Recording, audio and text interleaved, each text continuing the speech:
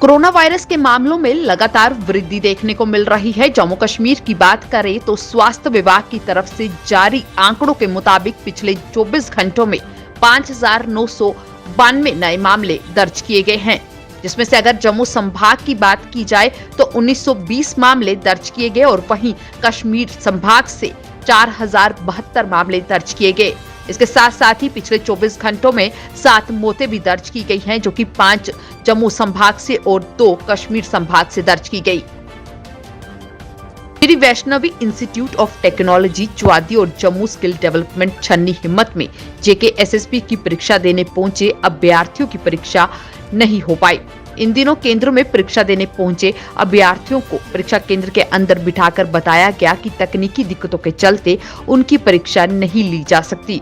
उधर एकाएक परीक्षा रद्द किए जाने पर दूरदराज से पहुंचे अभ्यर्थियों ने JKSSB के प्रति अपना रोष जताया और बोर्ड पर युवाओं को परेशान करने का आरोप लगाया। JKSSB की ओर से junior assistant, clerk, cashier, store attendant, welfare organisation आदि पदों के लिए आयोजित की जा रही ये एग्जाम्स थे, जो 3 दिन यानी कि 20, 21 और 24 जनवरी को होगी। लेकिन वीरवार को पहले ही दिन 2 केंद्रों पर परीक्षा न हो पाने के चलते JKSSB की तैयारियों पर सवाल उठने लगे हैं। श्री कैलक ज्योतिषी एवं वैदिक संस्थान ट्रस्ट के अध्यक्ष महंत रोहित शास्त्री ने श्री माता वैष्णो देवी यूनिवर्सिटी ककरयाल कटरा के कुलपति प्रोफेसर रविंद्र कुमार सिन्हा से उनके कार्यकाल में शिष्टाचार भेंट कर उन्हें ज्ञापन सौंपा और कहा कि माता वैष्णो देवी यूनिवर्सिटी में डोगरी एवं योग विभाग की स्थापना की जाए।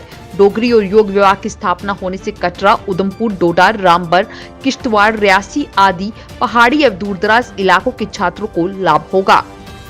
स्वास्थ्य निदेशक कश्मीर ने संभाग स्तर पर डॉक्टरों को नुस्खे का ऑडिट करने के लिए कमेटी गठित करने के निर्देश जारी किए हैं। उन्होंने मुख्य स्वास्थ्य अधिकारियों और चिकित्सा अधीक्षकों से इस बारे में एक सदस्य मनोमंडित करने को कहा है। यही नहीं, उन्होंने जिला स्तर पर इसी तरह की कमेटियां गठित करने के भी निर्देश दिए हैं।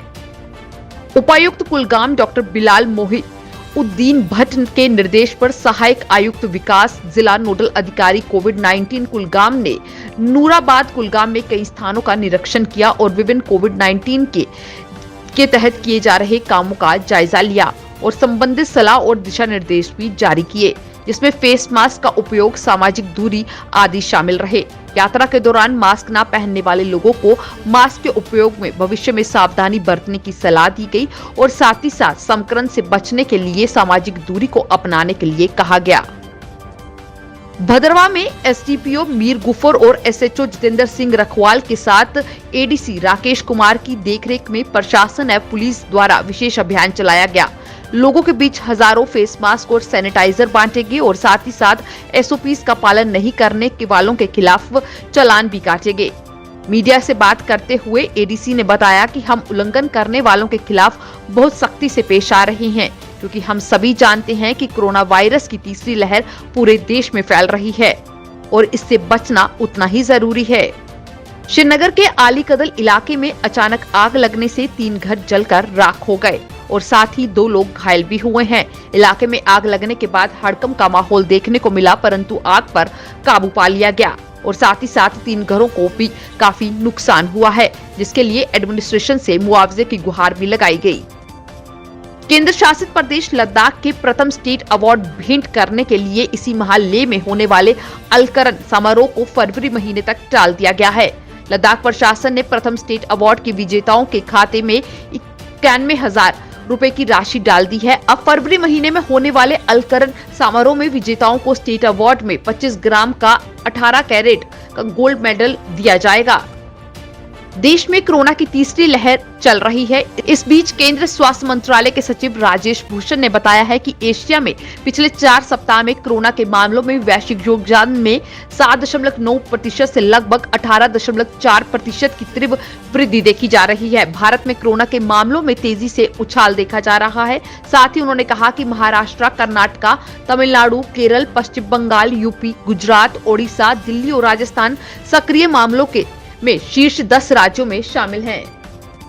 भारत में कोरोना वायरस की तीसरी लहर का कहर जारी है। देश में पिछले 24 घंटों में कोरोना के 3 लाख से ज्यादा केस आ गए हैं।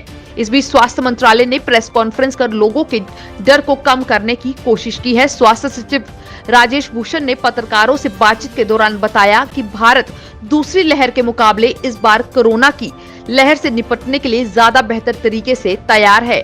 उन्होंने आंकड़े रखते हुए कहा कि भारत में पिछले साल यानी अप्रैल 2021 तक सिर्फ 2% लोगों को वैक्सीन लगी थी। इसीलिए 3,88,000 केसों के साथ भारत में 3,091 लोगों की मौत हुई थी। लेकिन इस बार तीसरी लहर में 20 जनवरी तक 72% लोगों को कोरोना वैक्सीन की दोनों डोजें लग चुकी हैं। सुप्रीम कोर्ट ने गुरुवार को केंद्र सरकार को मेडिकल पाठ्यक्रमों में अखिल भारतीय कोटा सीटों में ओबीसी के लिए 27% और आर्थिक रूप से कमजोर वर्गों को 10% आरक्षण देने की अनुमति दे दी है। इसके साथ ही सर्वोच्च अदालत ने एक महत्वपूर्ण टिप्पणी की। सुप्रीम कोर्ट ने कहा कि मेरिट के साथ आरक्षण भी दिया जा सकता है, इसे विरोधाभासी नहीं मानना चाहिए। सुप्रीम कोर्ट ने यह भी कहा कि आरक्षण वितरण प्रभाव को बढ़ाता है। अरुणाचल प्रदेश के सीमाई क्षेत्रों पर चीन के साथ भारत का तनाव लगातार जारी है। भारत चीन मुद्दे पर कांग्रेस सांसद मनीष तिवारी ने केंद्र सरकार को घेरा है। उन्होंने कहा कि अरुणाचल प्रदेश की अगर बात की जाए तो पूर्व सांसद तपीर गागो दल जो कि भाजपा के सांसद हैं, उन्होंने बहादुरी से अपनी चिंताओं को व्यक्त किया है। यह महत्वपूर्ण है कि जब 31 जनवरी को संसद की बैठक हो तो सरकार पूर्वी लद्दाख और पूर्वी अरुणाचल प्रदेश की सीमाओं पर स्थिति पर भी चर्चा करे।